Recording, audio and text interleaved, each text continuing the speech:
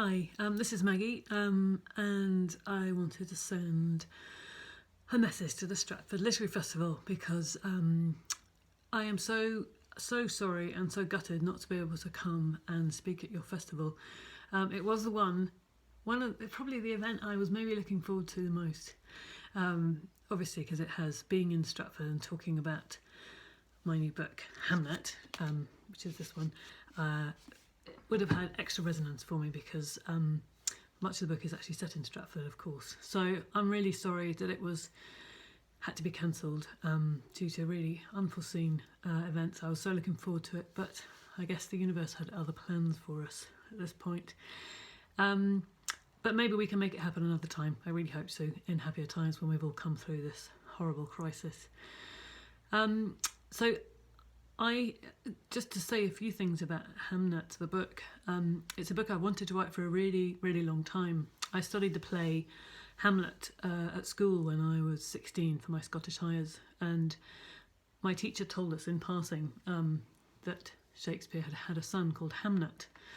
And even then, even though I was quite very far off, in fact, from being a parent, the sort of symmetry of these names really struck me.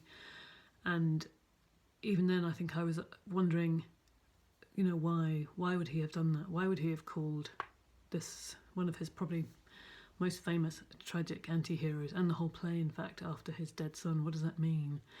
And then I went to, when I was at university, I studied literature, and so I read an awful lot of biographies and criticism about Shakespeare, and I think I was quite sort of baffled really about how little mention Hamnet the boy gets. He's very underwritten and very overlooked.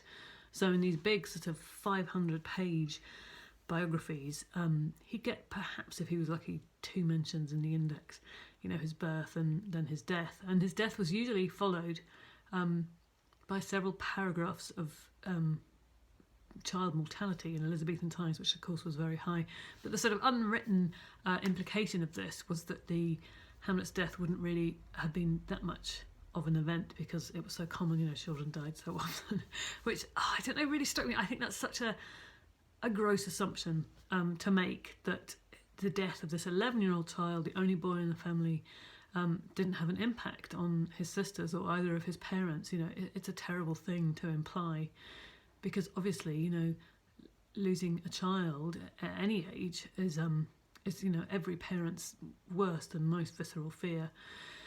And it seems to me, Shakespeare, as probably anyone who comes to the Stratford Literary Festival knows, Shakespeare is a man who, for all his extraordinary output, he left very little account of himself. There's a very scant paper trail about him.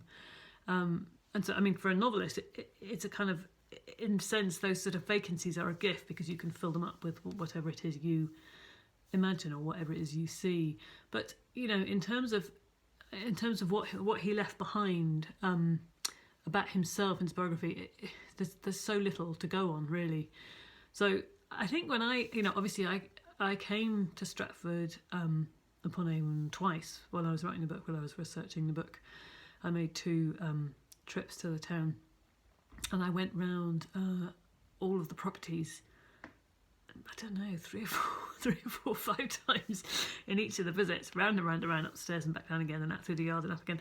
And I think I probably talked to every single one, every single guides in all the rooms, everywhere, and I asked them lots of questions.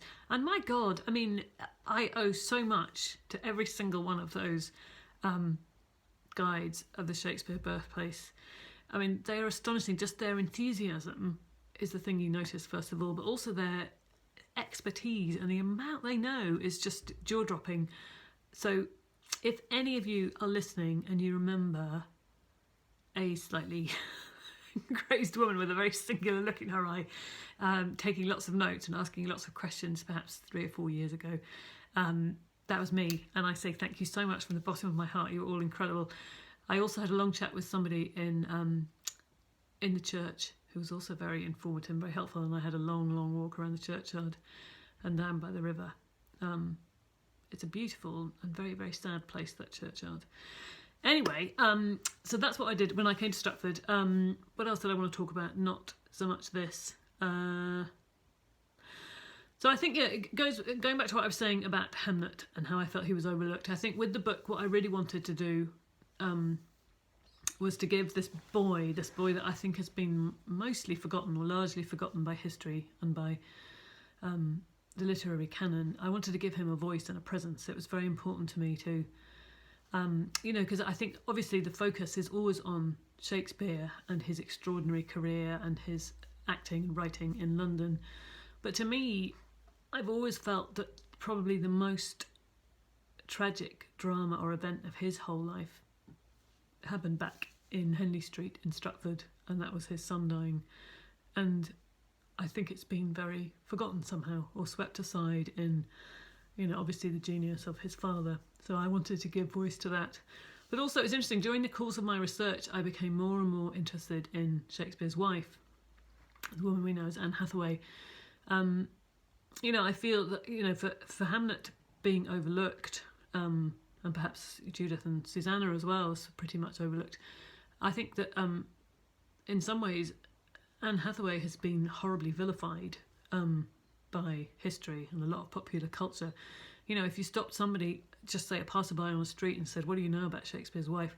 They're probably likely to say one of two things. The first one would be he hated her.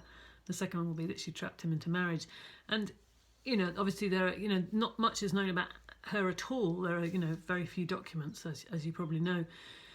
But so much vilification, hostility has been extrapolated from so little, really. And there's, there's the second best bed. Did he hate her? Was he, insulting her with his will? And there's no evidence at all, really, that he didn't love her. So I think I don't know. I wanted to kind of reimagine her, and I wanted to ask readers to forget everything they think they know about her and maybe open themselves to a new interpretation. I was really intrigued when I read her father's will, Richard Hathaway's will, which he made. He died a year before she married Shakespeare, and in it he leaves a dowry to his daughter, and he calls her Agnes, or Agnes it would have been, or Annis it would have been pronounced in Elizabethan times. But so this, I really fell upon this with delight, because I thought, in terms of wanting to reinvent her, what could be better than to give her the name that her father called her, to reinvent her, to present her anew to readers, in a sense. And it's come as a bit of a surprise to me that, as it probably has to all of us, when I wrote a book about the pandemic of the Black Death and it coming towards Stratford and Warwickshire in the summer of 1596, I never really expected that I'd be publishing this book in the middle of another pandemic, but I guess none of us could really have seen this, foreseen this.